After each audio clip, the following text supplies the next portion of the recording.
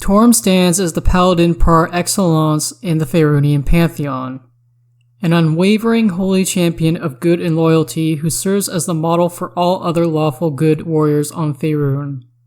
I am Ben Dignan, and welcome once again to Religion in the Realms.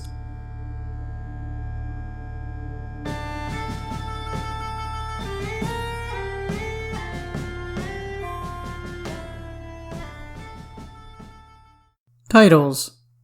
The following titles are given to Torm: the True God, the Foolish, the Brave, the Loyal Fury, and the Hand of Righteousness. Portfolio and Domains.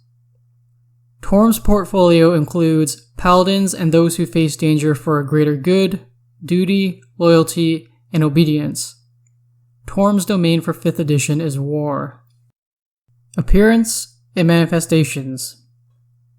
Back before the Divine Edict, when the deities of the realms are far more active in the Prime Material, Torm's avatar would occasionally come down to fight evil monsters and injustice. Torm appears as a large-sized human man standing 12 feet tall. He wears ancient plate armor that is purple in color with a dull finish. Torm sometimes looks like an older white-haired human, and at other times he looks like a young, handsome blonde-haired man. When Torm engages in combat, he will sometimes shift into the form of a lion-headed man wearing golden plate armor. If you picture the trope of the muscular, armor-clad, chivalrous, square-jawed paladin, that is Torm in a nutshell. Torm uses various mounts in combat, but his preferred mount is an ancient gold dragon. Torm has a magical calming aura that will dispel any fear in Torm's allies around him. Torm can summon any ranged or melee weapon to appear in his gauntleted hands. Though Torm's weapon of choice is a two-handed, +5 Holy Avenger greatsword that also has the same features as a Sunblade. This weapon Torm calls Duty's Bond. Torm also has spiritual throwing hammers that he can toss about as ranged weapons.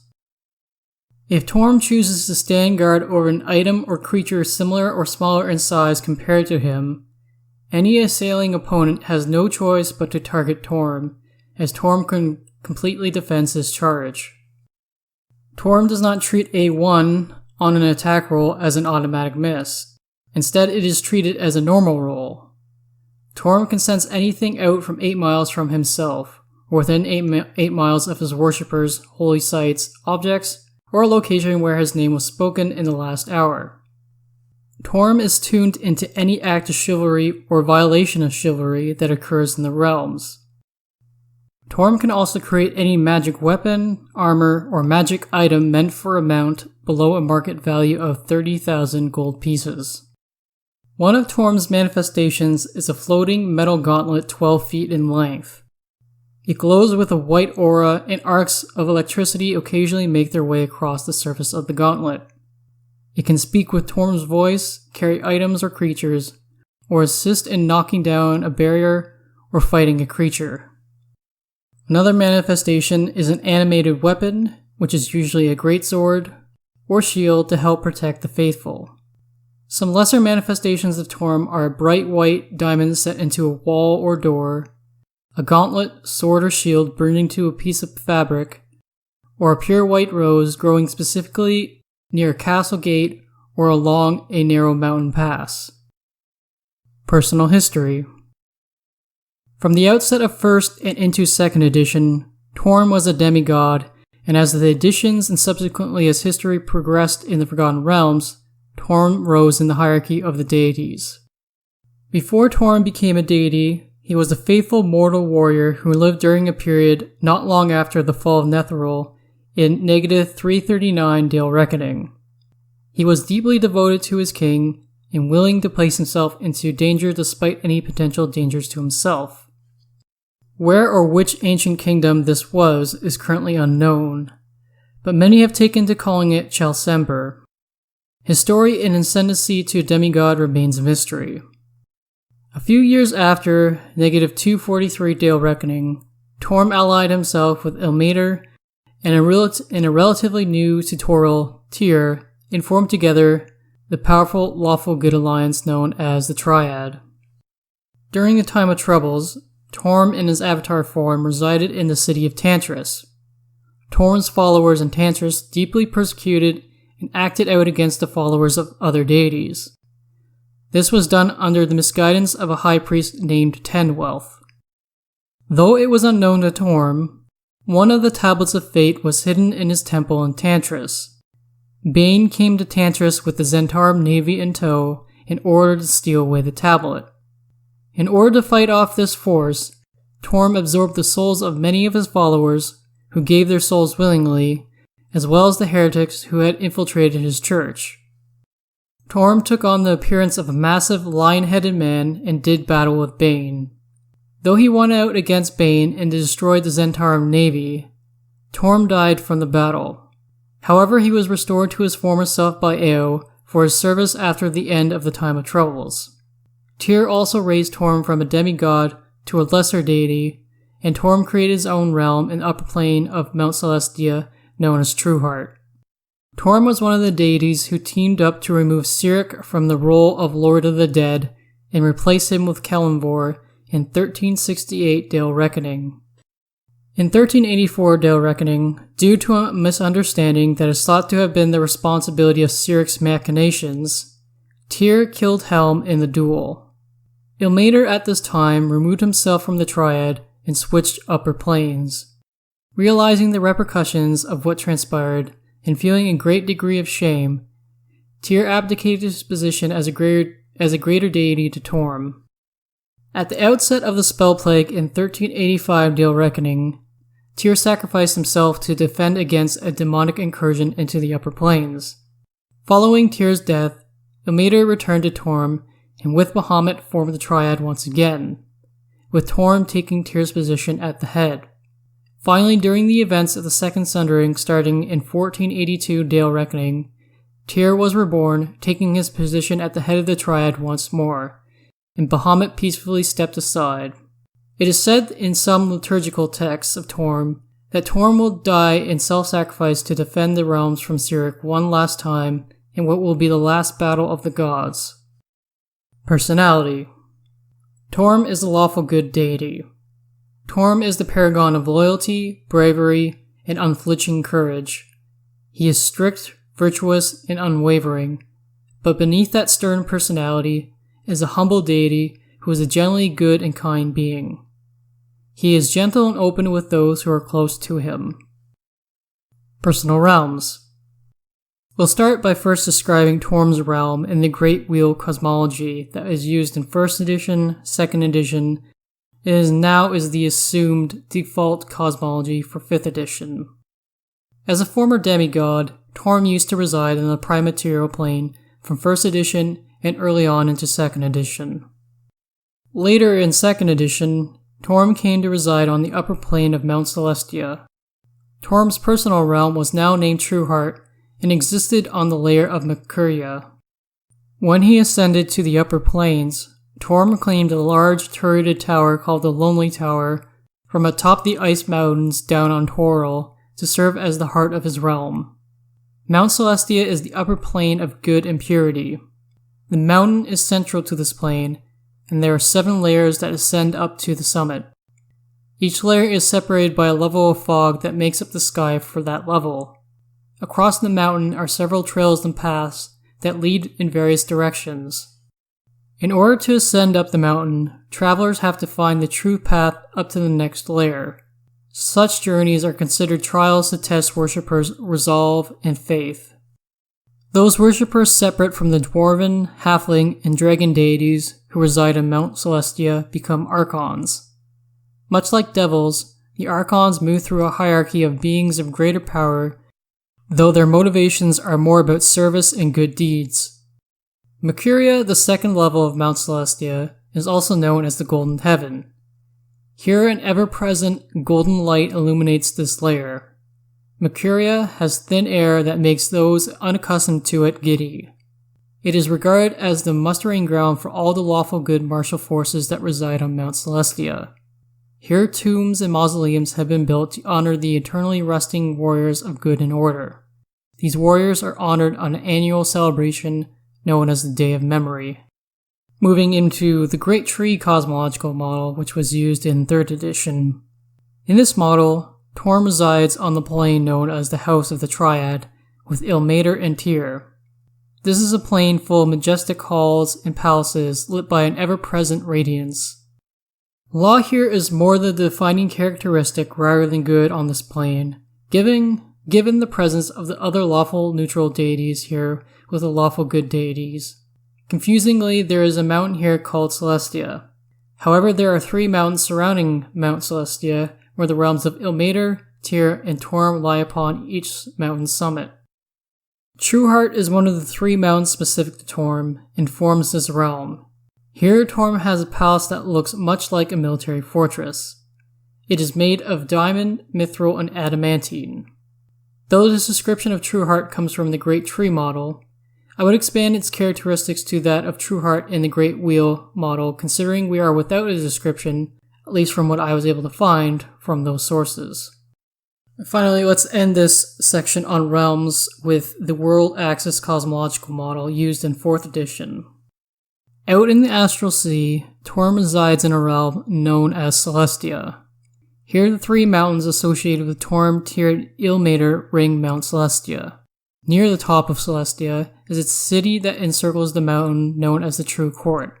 Here Torm resides and rules from his place known as the High Seat. Allies and allegiances. Torm's superior and ally is Tyr.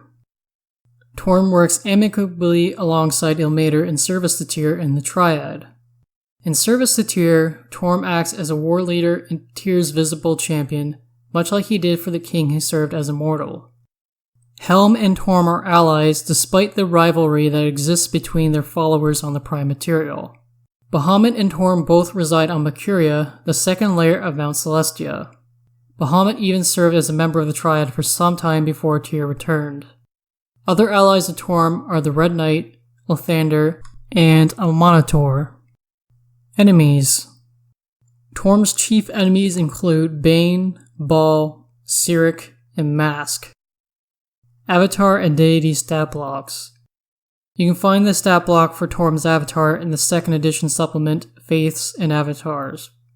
You can find the stat block for Torm himself as a deity in his avatar in the 3rd edition supplement, Faiths and Pantheons. Symbols. Torm has 2 symbols. The first and most common symbol is a right-handed metal gauntlet held upright. From 1st edition to 5th edition, the depiction of the symbol has become more stylized. This symbol is known as the Hand Resolute. Not just places of worship, but civic buildings and houses of worshippers are adorned with the symbol, often to serve as a reminder to uphold Torm's ideals. The symbol of the right gauntlet was chosen to symbolize Torm's responsibility as the sworn arm of Tyr and the Triad. The second lesser-known symbol is a silver or gray metal shield with the same gauntlet symbol described just before upon the shield face. 3 black arrows are stuck in the shield as well. Central Dogma. From the Faiths and Avatars 3rd edition supplement. Torm's faith is one of the most ethically pure of all faiths, in that it is devoted to loyalty and obedience.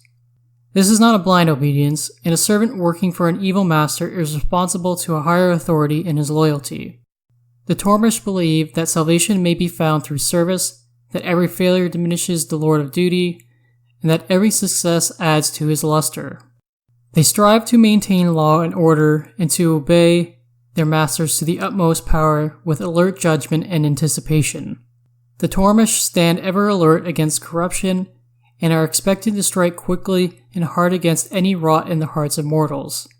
As the sword arm of justice, the Tormish are expected to bring painful, quick deaths to betrayers.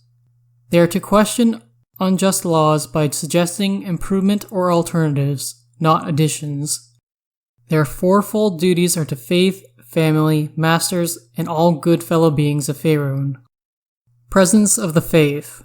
The typical alignment of those who follow Torm are lawful good, neutral good, and lawful neutral. Common worshippers of Torm include cavaliers, paladins, good aligned fighters and warriors, knights, guardians, and loyal courtiers. After defeating Bane and defending Tantris during the Time of Troubles, The popularity of Torm's faith spread across the continent of Faerûn. The number of Tormish worshippers expanded and new places of worship were established.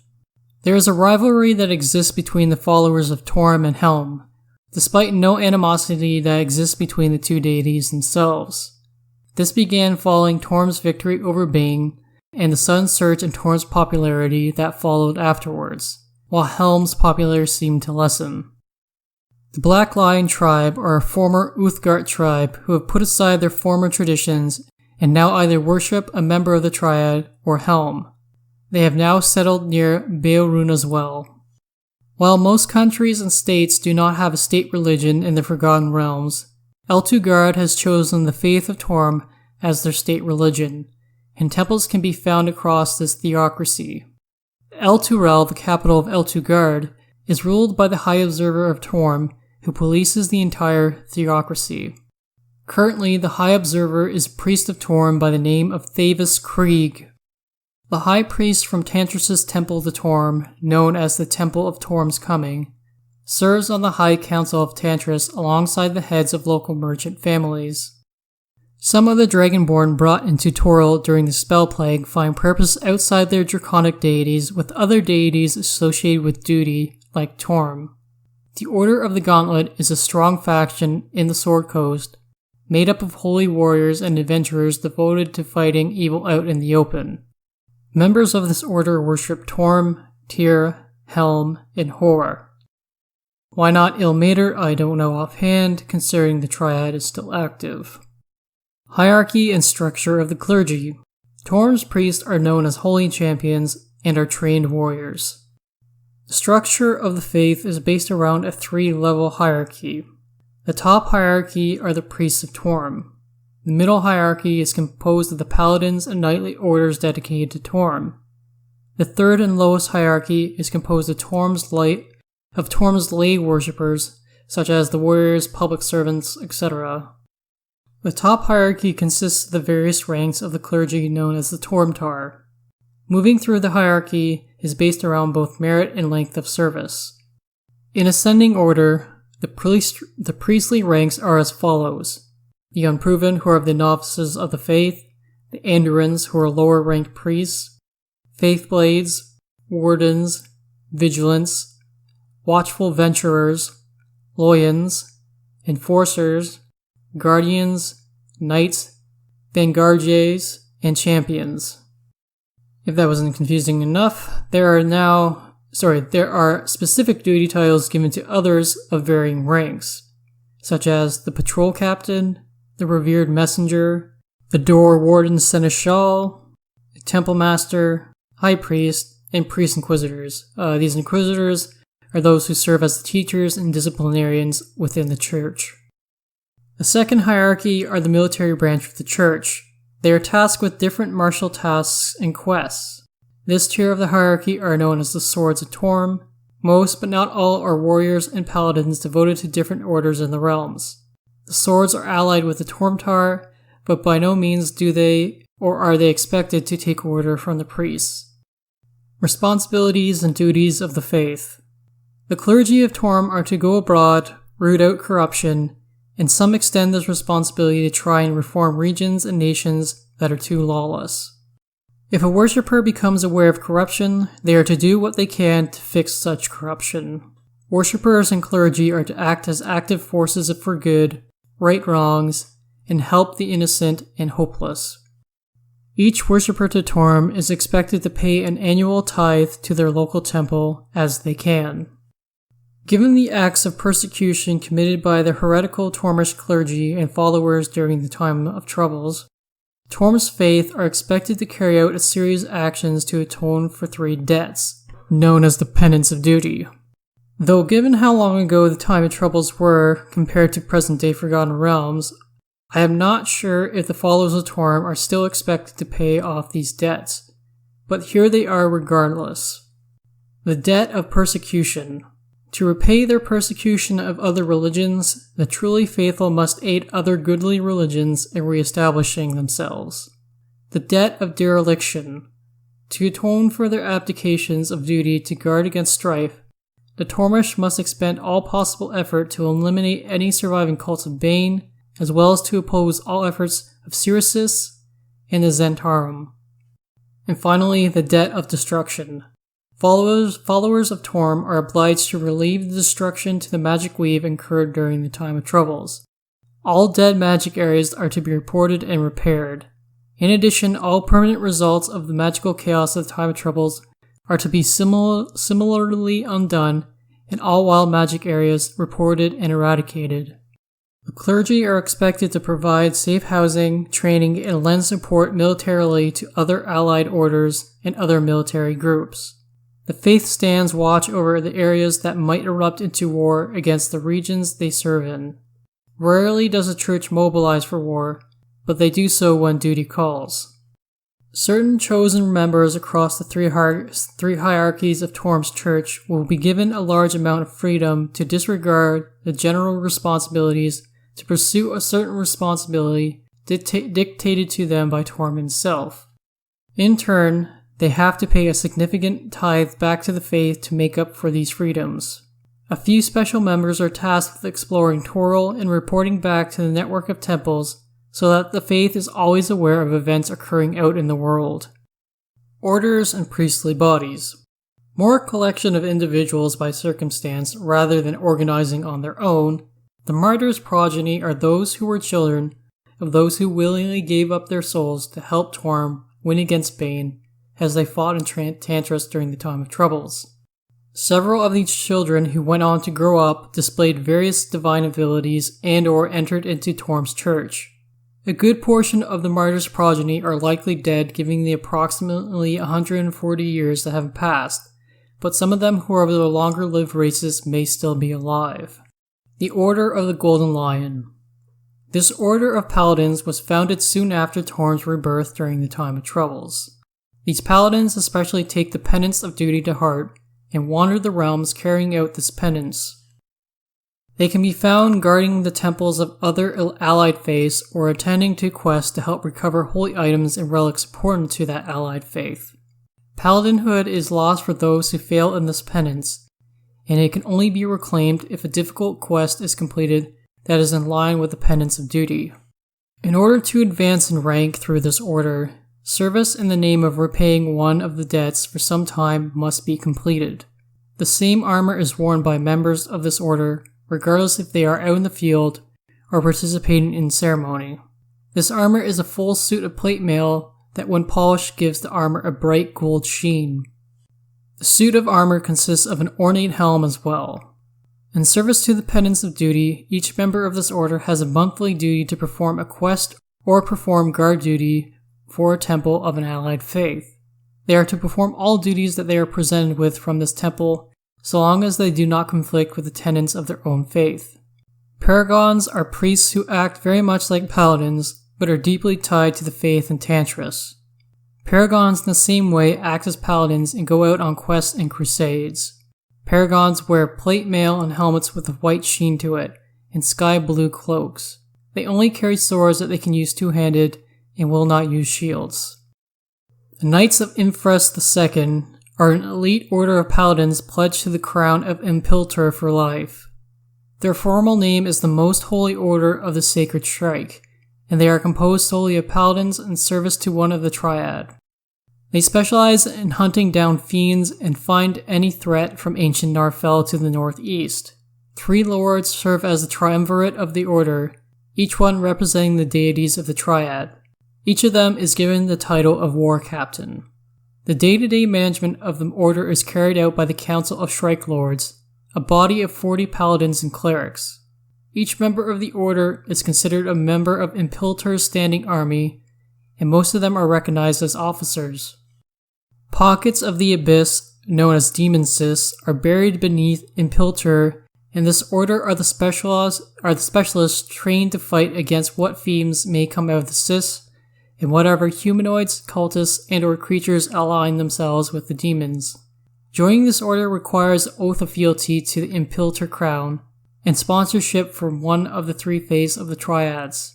Then the test of the Triad must be completed, whereby an individual must confront and/or defeat 3 of Impiltor's foes with bravery. The Triad has a long history in Impiltur. Starting in 729 Dale Reckoning, the Triad Crusade began when an army dedicated to the Triad traveled to Impiltur and started the Fiend Wars against the Scaled Horde. The Impilturn crown was seized by King Agrosh the Scaled, and the population was driven into exile. Out of this war, the Order of the Triad was formed to defend against any more fiendish incursions into Impiltur. Over the years, this order's strength waned from battles and political strife. In 1196 Dale Reckoning, King Empress II of Impiltur created the Most Holy Order of the Sacred Shrike after interpreting the sight of a shrike killing a small demon as an omen. The Loyal Order of Innocence is an order formed in 1369 Dale Reckoning by the royal decree of the Crown of Tathir. It is a small order dedicated solely to the worship of Torm. The order was formed in honor of the saint Shield of Innocence, an Orog paladin of Torm who gave up his life to defend the city of Zazapur. Despite its small size, the order is well funded by the Crown of Tathir and other nobles. The Janissar. The members of the Janissar are worshippers of the Triad deities. They are mounted defenders of the poor and oppressed in Kalmshan. They patrol the roads, taking out slaving caravans, bandits, and highwaymen. They move in small squads of 5 to 6 members composed of priests, clerics, fighters, and/or paladins. Their true numbers are unknown, given the secrecy they attach to themselves and what seem to be their unwillingness to gather in larger groups than 12.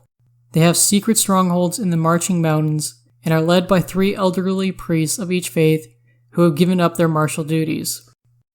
The Knights Kuldar of Beric Morden, also known as the Beric Mordana, are a militant group of holy warriors in service to the Triad who live in a fortified abbey on a road between Darumar and Saradush in Tathir. They have an alliance with the Janissar, but after that they have little contact with the other groups associated with the Triad. The Knights aim to heal the sick, help the weak, and avenge those harmed by injustice. This group is far more eclectic than any other normal Triad group. The majority of the Knights are worshippers of Torm, though the group is led by a commander from each of the 3 faiths.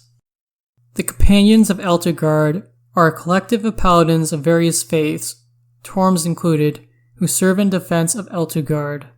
The Girded Healers are an order of knights who travel the realms using their divine powers to heal the wounded and sick in ravaged and war-torn areas. Appearance and dress. The Clergy of Torm wear either one of 2 forms of dress: clean and polished plate armor, or robes with breastplate and bracers. Each form of dress is accompanied by an ornate helm and gauntlets inscribed with the pendants of duty. The color of the armor of the robes denotes the rank of the clergy member. Unadorned metal is for the unproven, dark crimson is for the Andurans, rose red is for the faith blades, deep amber is for the wardens, sunrise orange is for the vigilants, harvest yellow is for the watchful venturers, pale green is for the loyans, dragon green, also known as bottle green, is for the enforcers, sky blue is for the guardians, twilight blue is for the knights, amethyst is for the vanguardiers, and dusky purple is for the champions, the most holy priests of the faith, as well as the greatest heroes of Torm. The armor of the clergy is their ceremonial dress, as well as their adventuring dress. Armor is expected to be polished and cleaned at all times, aside from it might conflict with their own duties. Rituals. Clerics of Torm pray and meditate for the spells at dawn. There are 2 holy days for the Church of Torm. The first is the Divine Death commemorated on the 13th of Elesis, when Torm defeated Bane in combat, but died during the time of troubles. Then on the 15th of Marpanoth, the faith celebrates the true resurrection when Torm was brought back into existence after the battle with Bane. When commemorating the divine death, the faith remembers all those who have fallen for just causes. Prayers are said and a large feast is attended. Afterwards, the priests of Torm go out to graves or battle sites where these heroic individuals perished. The clergy light special votive candles and pray throughout the night recounting the deeds of the fallen. Some of the clergy receive peaceful visions during their sleep on this night, though clergy who witness the vision of Torm's death are said to die within the coming year. The true celebration is a day where all the lawfulness of Torm's worship and devotion is dropped to allow for worshippers and clergy to revel and indulge in activities they otherwise are forbidden to. A small few, however, use it as an opportunity to go out and commit actions to bring down vengeance on others that they otherwise would be forbidden to. All loyal followers receive visions in their sleep on the night of the true celebration. Some choice few are gifted with the loyal boon. This gift allows them to cast a single spell outside their class spell list one time. On Shield Meet, the Church takes the time to reaffirm oaths, perform marriages, and graduate worshippers from their apprenticeships. Worshippers of Torm are expected to pray to Torm at least 4 times per day, once at dawn, once at noon, once at dusk, and finally, once at midnight. A worshipper may add any specific prayers to the 4 prescribed prayers to ask for assistance in a specific task that they need to carry out. Torm's Table is a ritual specifically carried out by a Tormtar. A grand meal is prepared by the clergy member for a stranger of lesser means. During the meal, the clergy member is expected to fast and wait on the stranger. After 3 days, the clergy member is to confess any shortcomings and failures to a fellow clergy member and report on their duties to a superior. Investiture is a ceremony through which a novice becomes a full clergy member of the faith. Any member of the clergy is to attend this ceremony if they are within a day's ride of the ceremony's location. The novice is to dirty themselves as much as possible, whether that be from rolling in dirt, mud, or through other means, and beg for rags from others around town. For a day they are to fast. That evening they are brought into the temple, washed clean by their fellows, and invited into the priesthood. A hymn is sung, and then all but the novice leave the sanctuary, as the novice is left locked in the temple to complete the Holy Vigil. The Holy Vigil occurs each time a new member is welcomed into the clergy, and each time a clergy member rises in the rank of the priesthood. A bastard sword is magically levitated over the individual to hang above their head, point downward. Each time the individual suffers any doubt or wavers in their vigil, the blade drops slightly. The blade never drops with enough force to seriously injure the individual. However, when blood is drawn from the individual, the levitation is broke on the sword and it clatters to the ground. There is a deep amount of shame associated with failing the Holy Vigil. Depending on the situation, the individual may pray deeply and be allowed to carry out the vigil once more the next night, be charged with a quest or penance, or be cast out from the clergy altogether. General locations of temples and shrines. Temples to Torm are also built to be citadels. They are often constructed high up on the mountainsides or other places of high elevation to obtain a better view of the surroundings. Temples are built out of white granite and seem to give off an aura of light. The temples are decorated with the statues of lions and armored warriors, and the insignia of those who fell in service to Torm. These temples often contain training grounds, stables, high towers, quarters for residents or visiting knights, and plain, simple worship halls. Specific locations of temples and shrines. The location of the ancient kingdom Torm served remains a mystery, and scholars debate as to where it was precisely located or what the kingdom's name was. Currently, the strongest theories place it south of the Lake of Steam, somewhere in the territory of the border kingdoms. The search for this ancient kingdom is a quest pursued by several of Torm's followers. The clergy of Torm's faith call this kingdom the Height Seat or Chalcember. Followers believe that this location will hold key details of Torm's mortal life that Torm seems unwilling to divulge. Some suspect Torm keeps a shroud of mystery around Chalcember, in order for the mystery to always serve as a personal quest for his worshippers to try. Some believe that the follower to find Chalcember will go on to become a divine servant to Torm in the upper planes. Tantris is an important city for Tormish worshippers. Before Torm defeated Bane in the time of troubles, Tantris was already the center of worship for Torm's church. After defeating Bane, the city only grew in importance for the clergy. Tantris now serves as a popular pilgrimage site for Torm's worshippers. Here, the Temple of Torm's Coming is built to commemorate that battle. The Temple of Torm's Coming is the largest Tormish temple in all of Faerûn. This temple is a scarred, white granite fortress sitting atop the city's highest hill. Eagle Peak is a small hamlet that serves as a caravan stop for those coming in and out of Cormyr.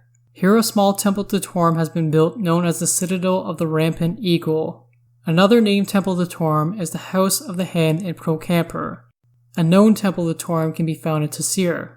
Known shrines to Torm can be found in Ermlasper, Hillsfar, and Raven's Bluff. Character options.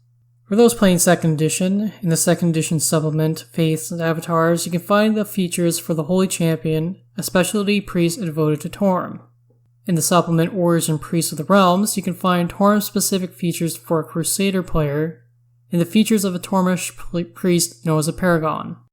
For those playing 3rd edition, in the 3rd edition supplement Champions of Valor, you can find a series of different options. The Martyr's Progeny and Ward of the Triad backgrounds. The Initiative of Torm is an initiate feat for Clerics and Paladins. The Mark of the Triad feat for those who are currently initiates of one of the Triad.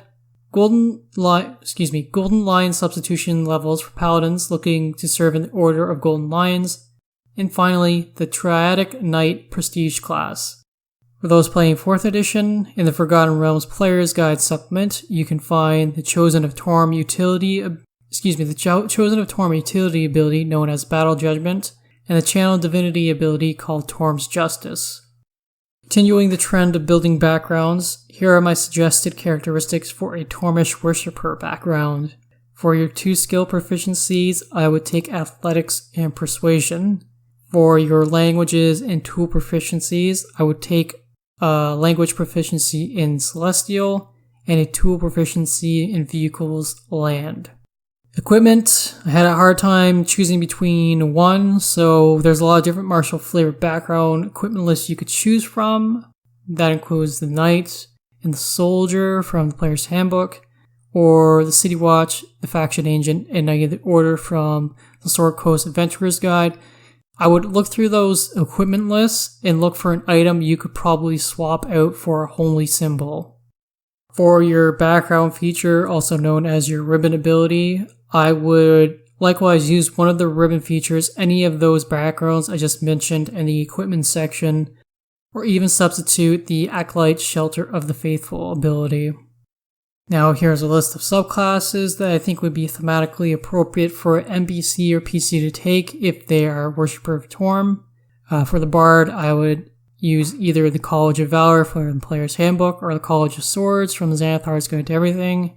For the Cleric, the War Domain is obviously heavily suggested, but I can also see an argument for using the Life Domain for a Cleric who wants to play a medic/healer role in a martial capacity in their game. For the Fighter, I would take a look at the Champion and Battlemaster from the Player's Handbook, a reflavored Purple Dragon Knight from the Sword Coast Adventurer's Guide, and the Cavalier and Samurai from Xanathar's Guide to Everything. For the Monk, I would take a look at the Way of the Open Hand from the Player's Handbook, the Way of the Sun Soul Monk from the Solar Coast Adventurer's Guide and Xanathar's Guide to Everything, and the Way of the Kensai Monk from Xanathar's Guide to Everything. For the Paladin, the Paladin is, by and large, the de facto class of Torm worship. I would choose and take a look at the Oath of Devotion from Player's Handbook, the Oath of Vengeance from Player's Handbook as well as take a look at the Oath of the Crowns from the Sword Coast Adventurer's Guide. For the Ranger, you have the Hunter for the Player's Handbook, and the Monster Slayer, and Gloomstalker from Xanathar's Guide to Everything. Now, there's an argument that can be made that there really shouldn't be anyone who could play a rogue as a member of Torm's Faith. I severely disagree personally. I can see an argument where you could be an agent who infiltrates different sorts of factions, evil factions, dubious factions around the realms. So take, for example, the Assassin for the Player's Handbook, the Mastermind and Swashbuckler from Sword Coast Adventurer's Guide and Xanathar's Guide to Everything, and the Inquisitive and Scout, both from Xanathar's Guide to Everything. For the Sorcerer, you can use the Dragon Sorcerer, specifically the Gold or Silver Dragon Ancestry for the Dragon Sorcerer in the Player's Handbook, and obviously the Divine Soul from Xanathar's Guide to Everything. For the Warlock, there's the Celestial, who could use the who could have a celestial patron who's in service to Torm, such as an angel or Chiron. And for the wizard, it's a bit of a stretch, but I can see an argument for the War Magic wizard found in Xanathar's Guide to Everything. Dungeon Master Options. To start, as always, we'll take a look at monsters that are relevant to Torm. So from the 5th edition monster manual, you have the 3 angels, the Deva, the Planetar, and the Solar. Animated armor, flying sword, Coatl, gold and silver dragons, helmed horror despite its name, the Guardian Naga, Pegasi, maybe it's sort of iffy with a change in alignment there, the Unicorn, and the Lion. From Volos, you have the Kiren. From the Guildmaster's Guide to Ravnica, you have the Battleforce Angel, the Fireman Angel, and the Feldar. Now, obviously, these 3 monsters are creatures specific to Ravnica, and they would need to be reflavored, but I don't see that as an issue. From Curse of Strahd, there is a monster stat block known as the Phantom Warrior. I might consider swapping their undead typing to be Celestial, or you could very well leave it as undead. There are good aligned undead who are canonically appropriate. To round out this section here, just some other non-5e monsters associated with Torm. Lamassus. I'm not sure on the pronunciation of this one, so I'm going to throw my hat in the ring and say it's Zavers. These are living beings that look like swords. They are weird. I suggest you look them up. Finally, there's the Ghost Guard. These are souls of Torm's most loyal warriors, who some are on Hyjar, and other are just simply celestial warriors.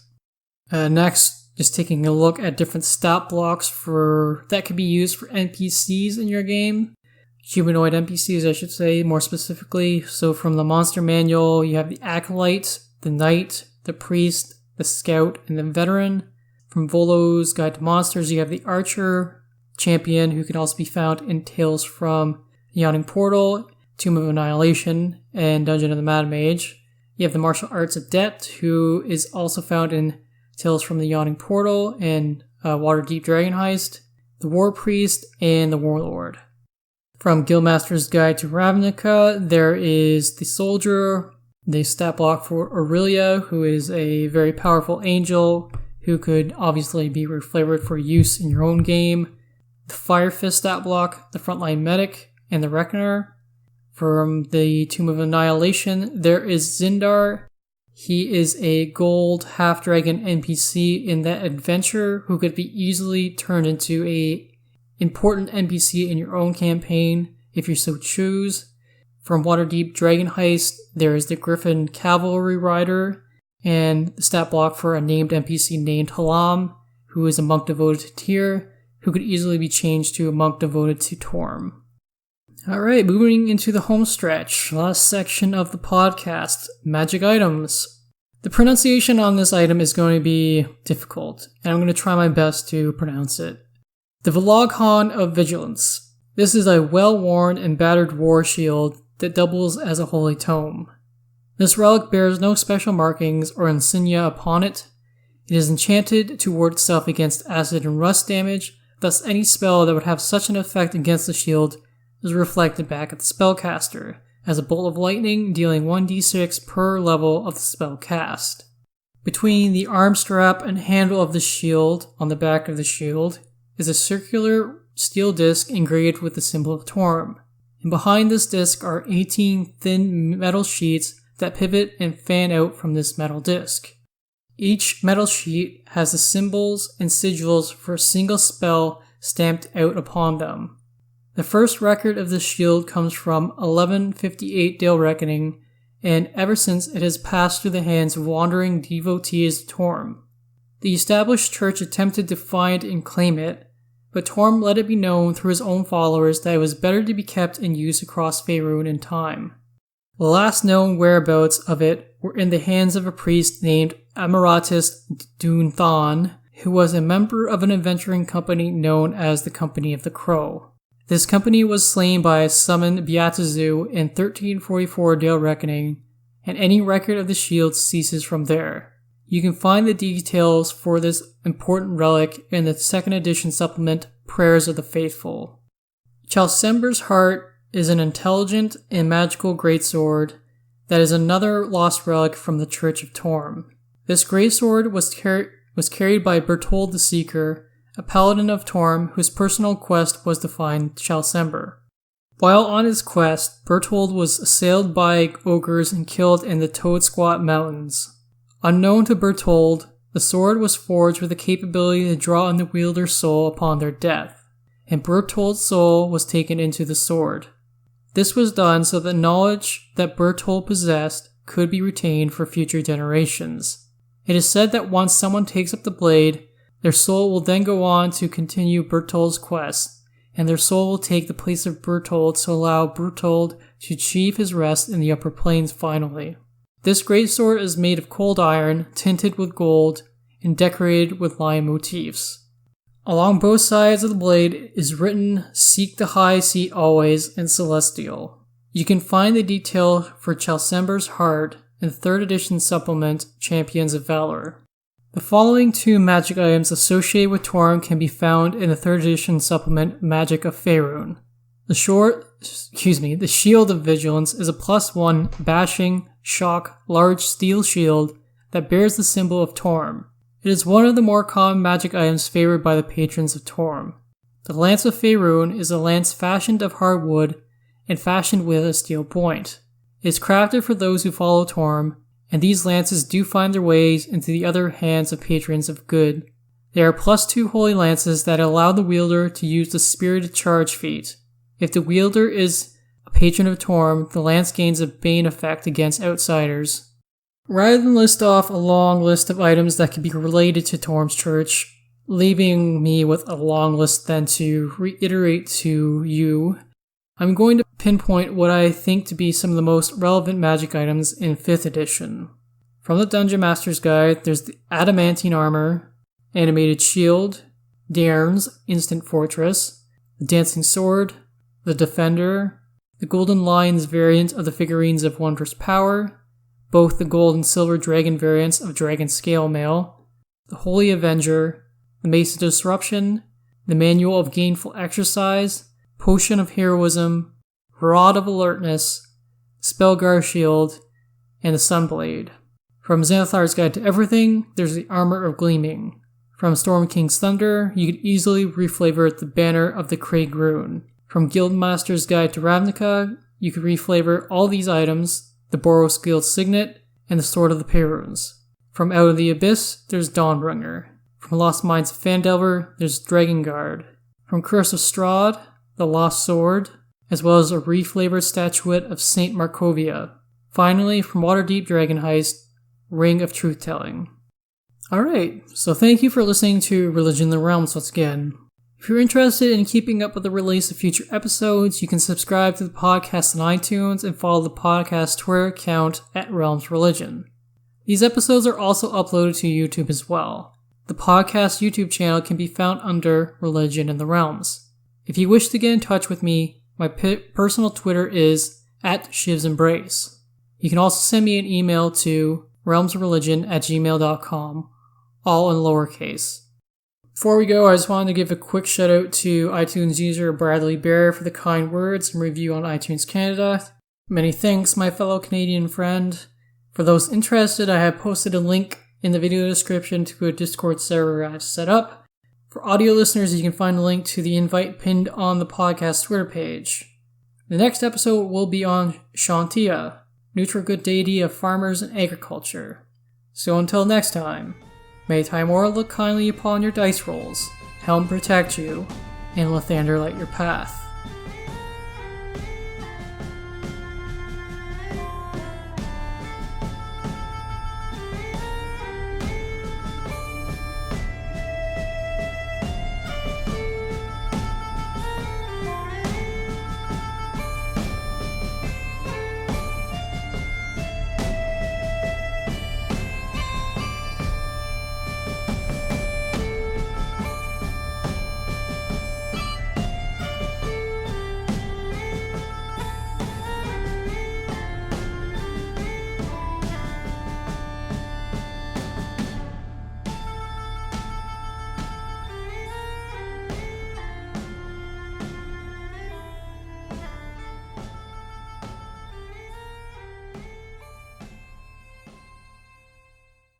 Music for this episode, Hidden Past by Kevin MacLeod, licensed under Creative Commons by Attribution 3.0.